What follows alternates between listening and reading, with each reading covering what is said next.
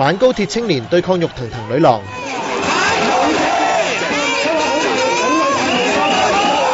好似嘉年華會嘅快樂抗爭，再次喺立法會外出現。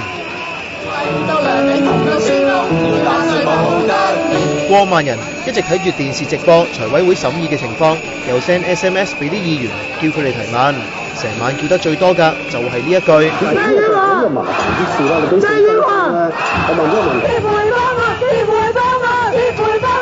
每當輪到保皇派發言，佢哋就大嗌：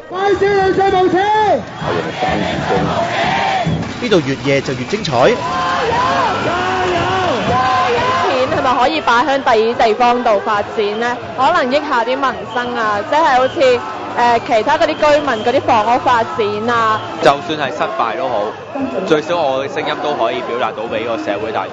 連謝偉俊嘅紅顏知己白姐姐下晝都走入去反高鐵陣營，撐80後之餘，仲撐埋政府。其實香港政府係好唔啱嘅，因為香港政府咧係有咁多嘢應該答啲議員嘅問題，佢哋一路冇答。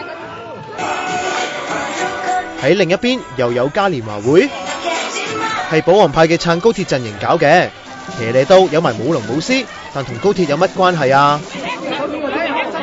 呢個阿伯無啦啦走去反高鐵嗰邊撩交嗌，要警員拉開佢。